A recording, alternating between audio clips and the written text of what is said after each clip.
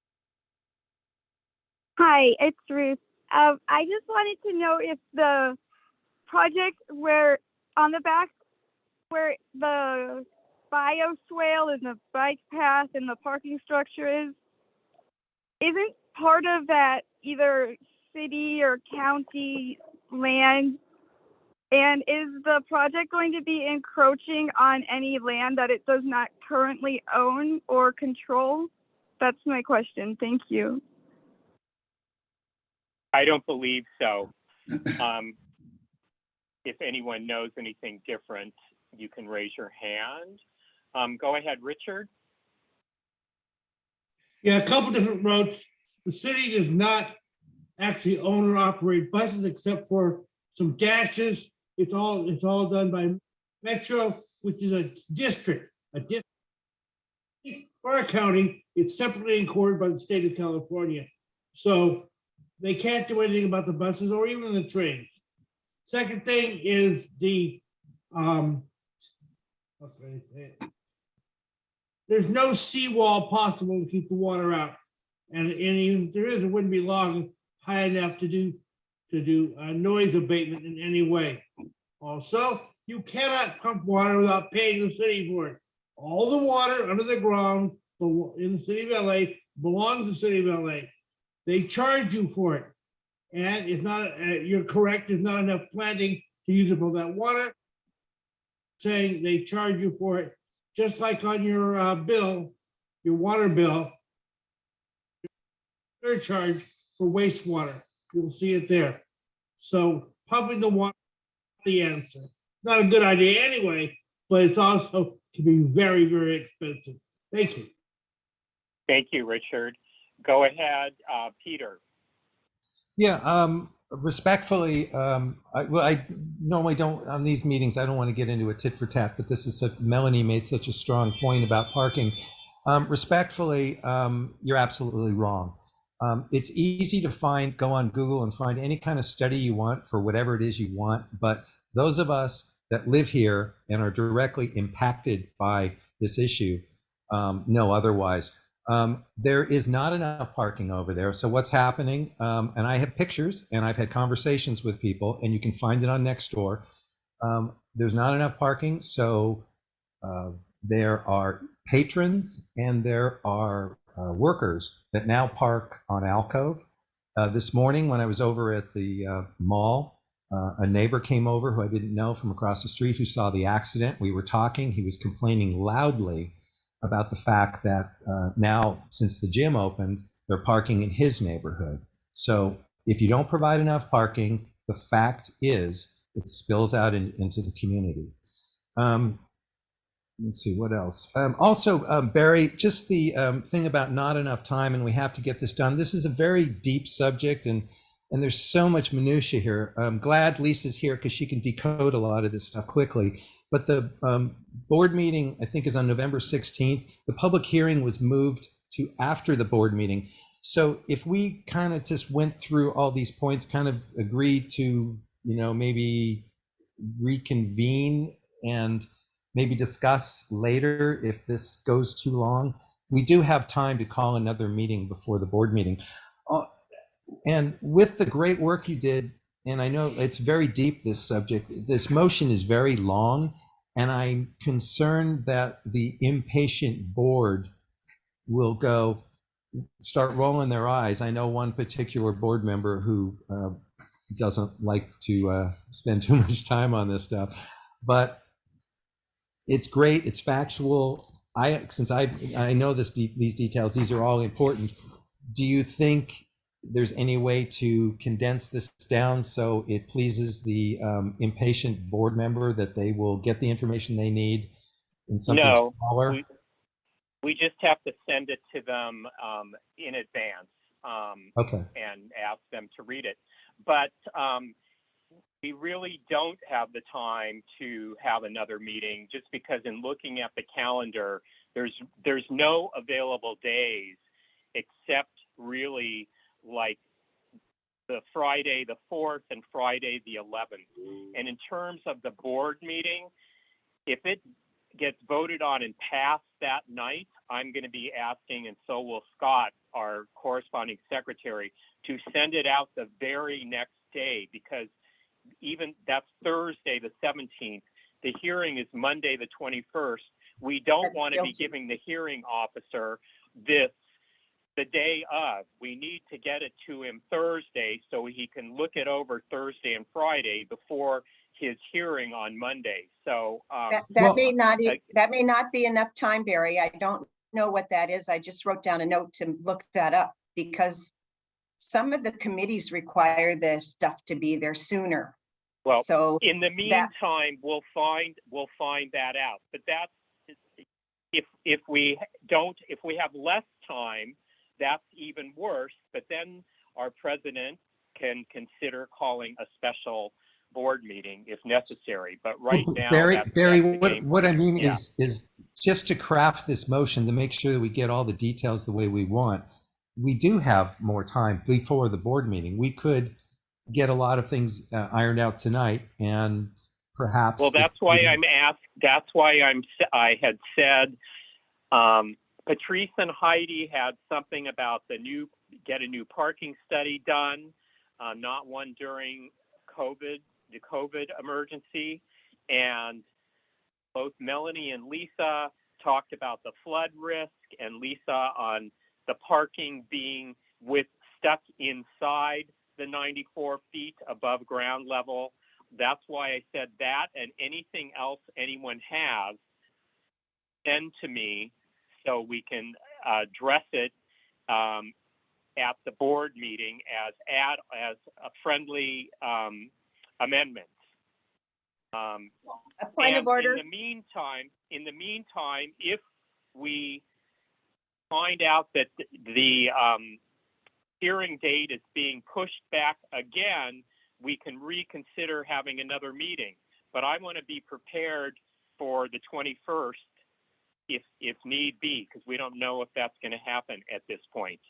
And I think the things that you all have mentioned tonight can be forwarded on to me, and I can make a list that Scott will have to put on the agenda that will be offered as friendly amendments to the last item on this. Okay, well, Scott is on this call, and he generated this ad hoc committee. So I think you should ask him how he wants it to go. Go ahead, Scott.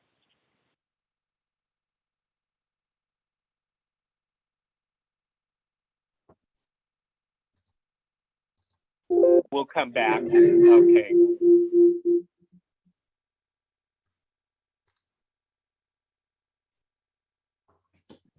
Hi there. You want my 2 cents worth? Hang on 1 second. Okay.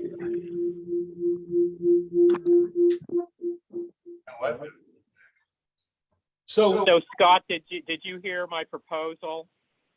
If the calendar is full, where am I getting? Okay, if the calendar is full and we can't get one more meeting for this committee, it's going to be full and we're not going to get a special board meeting. I can tell you from past experience, it's going to be tough to get a quorum for an additional board meeting. We've failed a couple times before for special meetings. So my suggestion would be to craft something that doesn't get amended and redebated at the board, and okay. We'll wind up with nothing. I would, if you need to meet again. No, we're going with what I said. We're not meeting again. We are going to put this forward and give it to you for the November 16th board meeting. The hearing officer will be just fine getting it on the 17th. I am sure of that. I have sent it to hearing officers before the hearing, and that is enough time. And that's what we're going to do. And like I said, my intention is to vote on this tonight. And the items that were brought up by Patrice and Heidi, Melanie and Lisa, and anyone else that has anything, send them to me, and they will be a friendly amendment at the bottom of this motion for other items. So anyway, I would at this time, I'm going to go to the last two people that have raised their hands. Can you hang Susan on Hammer, go ahead. a second, Barry? Remember, if we have too many amendments at the board meeting, then each amendment gets public comment and then board comment and voted on. It will be one amendment with 3 or 4 items, but it will be one amendment. You're running the risk of the board saying Yeah. it's not right and send it back and we don't get a vote. So I don't believe any of the things that Priest, Heidi, and Melanie and Lisa have mentioned have any great controversy. I just don't. Sure, and it is a very long motion and it could be a very long vote. Right. So you do run the risk if you don't have. It's going to be a long board meeting no matter when this board considers it, but it has to do with them reading it in advance. Let me just say I something prom- about this. And I totally promise you, understand. I will send my own email to every board member pleading with them to read it in advance. Go ahead, Lisa. I've always wanted to make motions as simple as possible, but this is so complicated and they have so much in their application and so much that they're trying to get away with, then that I really truly believe that we have to have all this information. Go ahead, Susan. Perhaps an executive summary would be helpful for the people. No.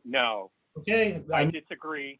And this is not a motion going to a community impact survey. This is a totality of information going to a hearing officer. It does not have to be the same format as a motion like we would send to a CIS and to a council member. This is a totally different ball of wax in that regard.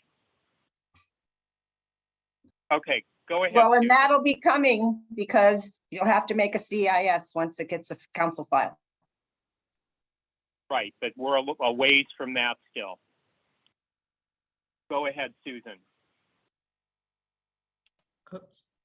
I just wanted to say a few things, but in regards to the last topic, you know, the problem with this is they're asking for double. I mean, it's like they don't want 30 feet, they want 90 feet. They don't want 5 instead of 20 yard setback. You know, it's amazing what they're asking for, and it's so over the top. But I just wanted to clear up a couple things. I'm looking at the plan, and Ruth had asked about setback from the river. They're asking for 0 feet. I mean, that's what they're asking for. So no, they're not going off their property, but they're going right up to the bike path. So the bike path will go right under the balconies of this. And the building next to the river is 4 stories. For Peter's question, it's 4 stories, and then the inner ones are 8 stories. So when you say, well, they'll still have X number of units. Well, if you tell them they can't have that height, they're not going to be able to put 8 stories of units in there. It's just, to me, it's just so much. Anyway, that's all I want to say. Thanks. Thank you. Go ahead, Melanie. I partly had my hand up to let you know that Susan had her hand up for so long, but now she's got to say something. But I also just wanted to make a distinction between traffic and parking in the public right of way near where you live. There's a difference when I'm talking about parking. Creating parking creates traffic, then creating, then impacts to parking in public land near where you live. So just to clarify for the point of discussion for future, that's all I wanted to say. Thanks. Thank you. Go ahead, Patrice. First of all, I agree with Lisa. There are so many things that have not been covered tonight that we could go on for hours. So I don't know how we're going to deal with all that in the future. But the comment that was just made about public parking in our neighborhoods or whatever. So tell me why there's permanent parking. And Barry, you're really involved with all this in Studio City and have been for many years. So I believe that is so that homeowners, families don't have to walk 4 or 5 blocks in the dark to get to their homes because the bars have all their people parking in the neighborhood. It's so that the developers, from what I understand, are required to have parking for whatever it is that they're building. So that's just one point anyways, but we got a long ways to go on this. And thanks, Barry. You did a good job. Thank you. Everybody on here, thank you very much. Thank you. Go ahead, Richard. Yeah, don't worry about the hearing officer getting information for not that much time. It's not really an issue. The city of Los Angeles hearing officer for a different department, but it's the same idea. We look at stuff the same way. I was working out of the city attorney's office, looking at many other departments. Don't worry about that particular part. Yeah, that'll be fine. Just give it to them when you can give it to them. And if a lot of stuff, they'll do it. Thank you, Richard. Go ahead, Peter. Yeah, back to the setback and an ask for this motion. So Lisa mentioned that on a previous project, they hired a sound person, and the sound person said 50 balconies, windows would go X amount of blocks. So can we add something to this motion that no more than X amount of balconies facing north, or some kind of ask? May I say, yeah.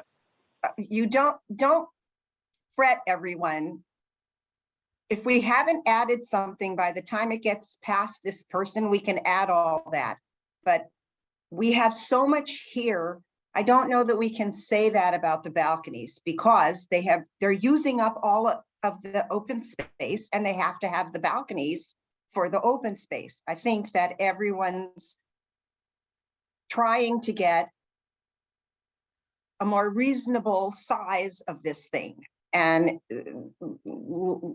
that's what the goal is. So, okay. So Lisa, saying something about the balconies, I at this point, I don't think it would be worth anything. Okay, so in your opinion, what you see in this motion, are you good to go with this? Oh yeah, I helped Barry with this today. I absolutely do, and I think that I can.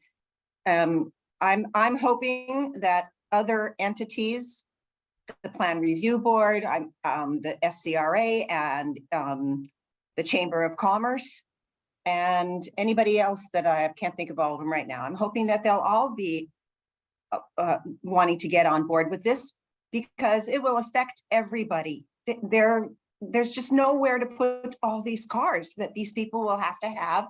I'm so sorry about that, Melanie, but there's no other way to get around in Studio City.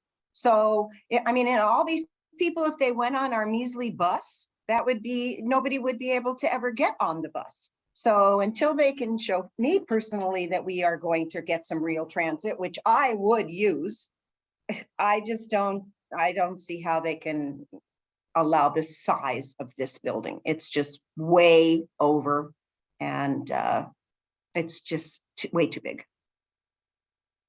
Go ahead, Melanie.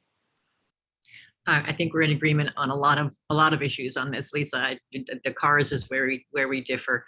I do take public transit, and I know we lost the rapid line, but the line that exists now, the 240, comes more frequently and more reliably than 240 rapid did. So it was actually an improvement. I was afraid when that happened, but it turned out to be better. We need it to be happening even more frequently, and that's the kind of thing we should be pushing for at this council, so we're not ending up in these discussions. I would recommend that everybody who lives surrounding here, if you're worried about spillover parking, apply for permit parking, because that has to be reviewed, and if it's worth it, you'll get it. But we can't incentivize more traffic, and we can't keep supporting car dependency. And it's just not sane. I would like for us to put as much energy into encouraging more public transit, more frequent, more reliable public transit, even dedicated bus lanes, but we need to reduce the number of vehicles, period, not keep assuming that everybody is getting around only by car. And I encourage you all to try to take transit at least once a week to understand what it is we need and the value of what we have. And I'll note that the city is committed to electrifying our buses. If it will get better if we keep pushing, we have support in the council. There was a great motion that passed today in council. In committee that's going to council, the Livable Communities Initiative that'll help move this forward.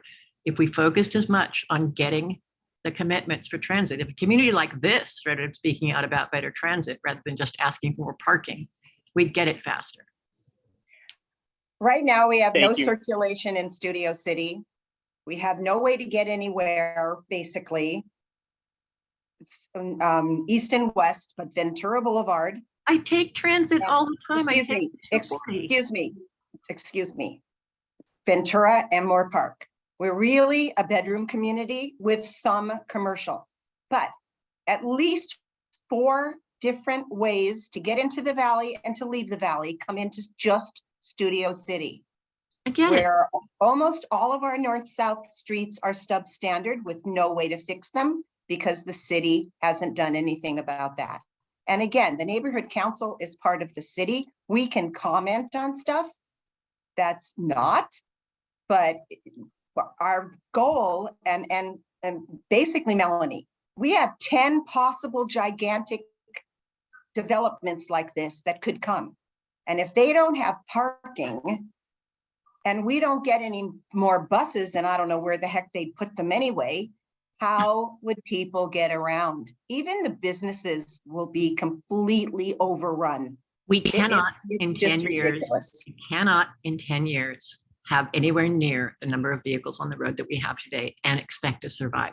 It is not doable, physics. And so I encourage you, and we do 10 have years isn't doable. We Okay, do. all right. I'm Let's just saying, we do agree have to avenues at the disagree. city. We have avenues at the city to improve our public transit. Our council members have a voice at Metro. They have appointees there. They can do things to the roads. They're partnering with Metro on all kinds of stuff. They reflect our voice and our needs. We can. They don't reflect our voice in the valley. They don't. They could. All they hear is parking.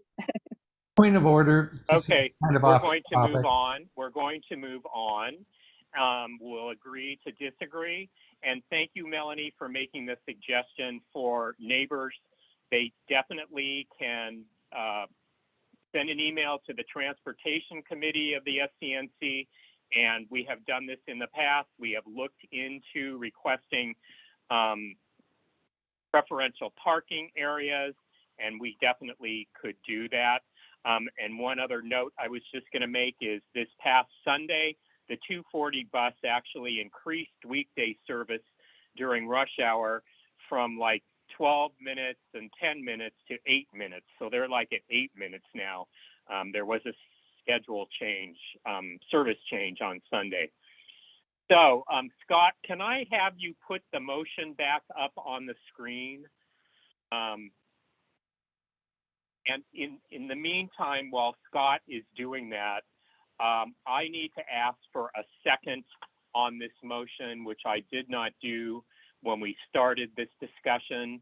Do I have a second from a committee member?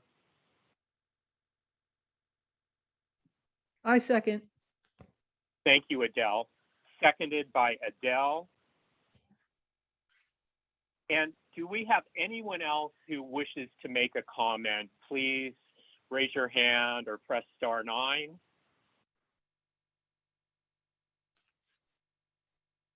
Peter Cole's hands up. Go ahead, Peter.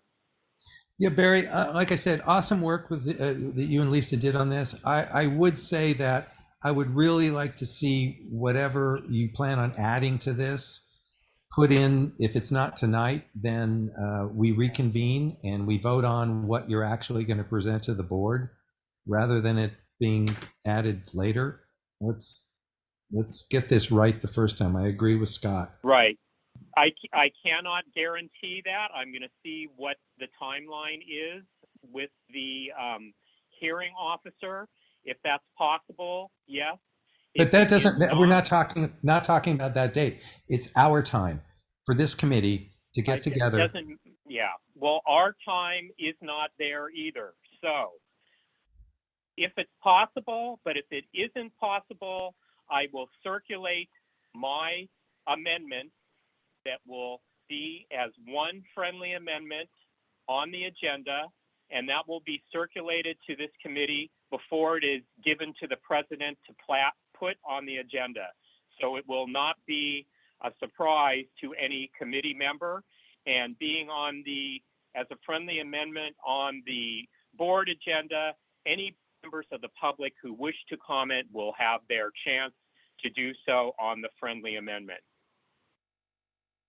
But I'm not going to get us cornered into not getting this done for the board meeting.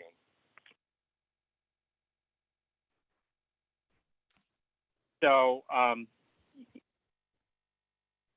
as I'm saying, the committee members will know exactly what is going to be offered as a friendly amendment before the board agenda goes out.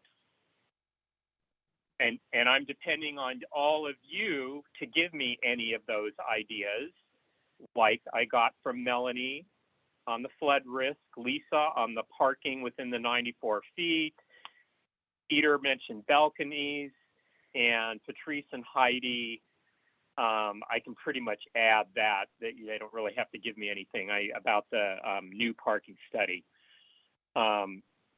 So that and anything else any of you have, please send it to me. Hey, Barry. Barry, Yeah. there was you had asked for input a while back, and there was a bunch of emails that I sent, and I assume others have sent. Is that or any of those besides what you just mentioned going to be incorporated, or is that pretty much the meat of it? That's pretty much the meat of it, because all of the ones people had sent me, in the last week, I have gone through every single one, and ones that had a reasonable chance of making a difference to the hearing officer and the city planning commission were included. The ones that they're just gonna look at and say, we can't consider this, I did not. So, and I did this in tandem with Lisa Sarkin. She looked at all of the ones and said, yeah, we can do that. That could be done. That could be done. And there were a couple that couldn't. So that's how we got where we are on this document. Okay, one more question, because it's something that I've never heard answered. When we were in that meeting with Ben Besley and his land use attorney, they sounded rather confident. Of course, they want to convince us that they have this.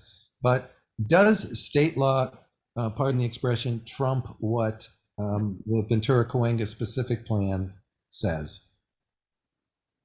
Can I have Lisa Sarkin answer this, because she also met with the planning department as a member of the PRB? Yeah. So there's some rules that they have to follow, but they always can take into account our own rules. So the specific plan is not moot. Our municipal code is not mute. We'll have to convince the hearing officer and anybody else that this building does not fit here. But I know they said it was like a done deal, but no, it's not. And that's what I was told by the planning department. And the off-menu items are not signed, sealed, and delivered by any means, right? Yes. So does that answer your question, Peter? Yeah, I wish we had a land use attorney on the neighborhood council to to refute everything we heard line by line, but sure. Thanks. Thanks. Well, it's all, we always have to just do what we think is right anyway. So. Thank you. Go ahead, Lori.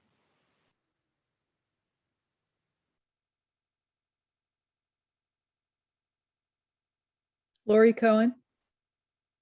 You have to unmute. Go ahead, Adele. Okay. Or Well, Lori can unmute. she probably went out. Let me go to you, Adele, and we'll come back to Lori. Okay, I just want to say Oh, that. wait, I am unmuted now. Go for it. Okay, go ahead, I had Lori. to call in on my phone. because I'm at my computer. I don't have my laptop, and my computer doesn't have sound. Okay, No here problem. I am. Thank you. Thank you, Barry, for doing this incredible meeting and all you do, and everyone else involved. Obviously, the huge concern for people living in the vicinity of this totally outrageously oversized project is traffic and parking. And I don't know where they are required to, but they need to take into consideration all the other projects between Whitsett and Coldwater Canyon off of Ventura Boulevard, like the Harvard Westlake overdevelopment at Weddington, like the gym opening at Sportsman's Lodge, where the parking lot is already jammed and causing great traffic jams on Coldwater Canyon, especially when their giant trucks or buses come park there. And then there's 2 developments in that same area on the north and south sides of Ventura Boulevard. So it's just already exploding with traffic beyond what we can bear. So how this gigantic, oversized, way too tall building can be approved is beyond me. And Thank you, Lori. I think she was done. yeah. Go ahead, Adele. I just wanted to say that I think it would be great for us to reconvene and meet and not just and have the vote going in with the committee.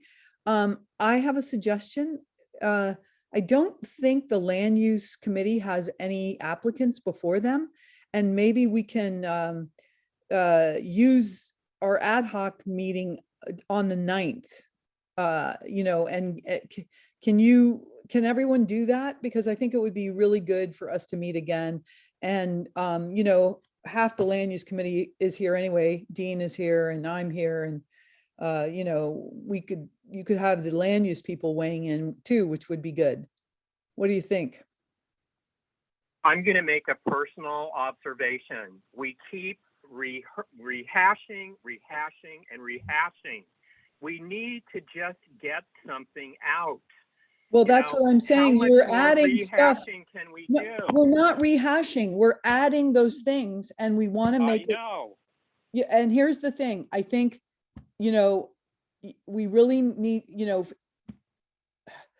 you've seen that board, our board, and we really need to have a very tight motion for to go before the board, one that's clear and and I think that I think this is a really good motion. I'm not saying that, but there's I think it could be tighter, and I think you could add for the Melanie thing that she said about the flood zone is really important, et cetera, et cetera. And I think it should be ready for prime time when it goes to the board. That's what I think. So I was just offering the 9th as a date. I don't know. And if everyone agrees, we can meet by then. And is that your date to offer? Doesn't the current chair of land use have to chime in? That would be Scott Mandel. Maybe he would answer You that. can have the 9th. What? You can have the 9th. It's fine. It's more important than whatever we might have scheduled for land use. This is the most important land use issue before us. So don't feel rushed. You can have this and then fine tune it on the 9th. And you're still a week before the board meeting. Go ahead, Peter. Yeah, Lori Cohn made a comment which is great. I think we need to add into this motion about it's an ask to look at in aggregate the Harvard Westlake project with this project, and depending on when Sunswept is going to launch. I wrote to the planner, and it might be tied up with environmental things, but if that is queued up around the same time, Kiss getting around Studio City goodbye, because it's ridiculous how much construction. But I think at least the ask of looking at the impacts of Harvard Westlake. Cumulative impact, the cumulative impact. Cumulative impacts, I think, is a good ask. Thanks. Okay, well then you need to send me that, Will do. how it would be added. Okay. Go ahead, Melanie. Yeah, mostly I was going to weigh in and say that we do need to address the cumulative impacts of Harvard Westlake and other projects that are happening. And the last thing I'll say is, I know I've heard a lot of people talk about how they would like more affordable units here. And the best way to get affordable housing is to put less of your money into parking. That's it. Thank you. So I'm going to ask all the committee members, is there anyone that cannot meet on Wednesday, November 9th at 6 p.m.? Let me know. So I think everyone can. I can't speak for Gail, but at least everyone else.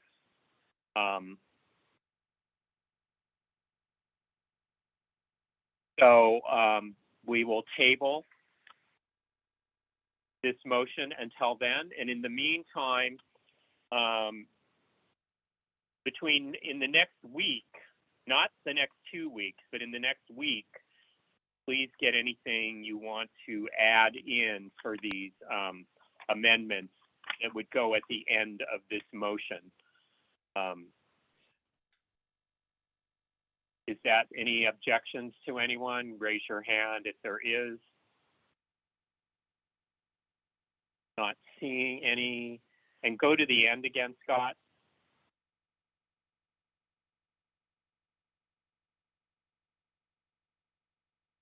And these are things that would be on the list of other issues that must be addressed. We would be adding on to those 3 items. Okay. We shall do so on Barry, Wednesday. would you mind sending the Word or Google Doc or which Word doc, whatever it is you have, would you mind sending it rather than just us having to read it in the body of the email?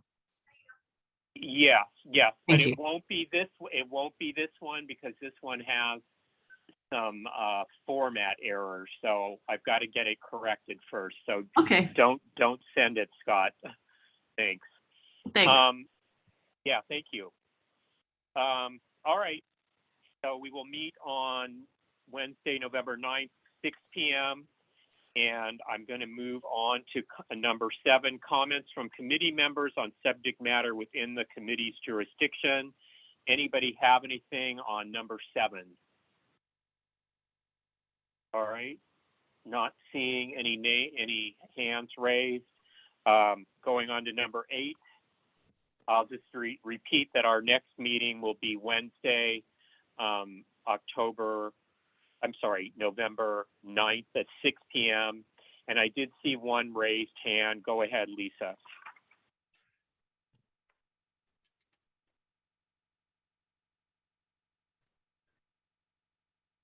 Lisa, our member It's of Rita that the would like to say, Ventura Cahuenga. it's Rita that would like to say something. Barry, this is Rita. Yes. I just wanted to ask for clarification. So I just wanted to be sure that what has happened then with the 9th, the date of the 9th, is the land use committee is not going to meet that night. In lieu of that, you're having the ad hoc committee meeting. Is that correct? Correct. It's And not our a meeting joint- will be it's not joint. Our meeting will be Thank at you. 6. There will be no 7 o'clock land use meeting. Thank you. I just wanted to be sure you didn't end up in a Brown Act violation. So that I just was clarifying. Thank you, I appreciate it. Thank you. Thank you, Rita. Okay, moving on. That was my closing comments. Again, it's just that our meeting will be 6 p.m. Wednesday, November 9th. And do I have a motion? I will make a motion to adjourn. Do I have a second? I second. Second from Adele. Thank you, Adele. So we are adjourned until Wednesday, November 9th. And in the meantime, in the next week, committee members, and for that matter, any member of the public, please send anything in you would like added, as we mentioned earlier. Thank you, and good night, everyone. Thank you for your attendance. Thank you. Thanks. Barry. Thanks. Thanks.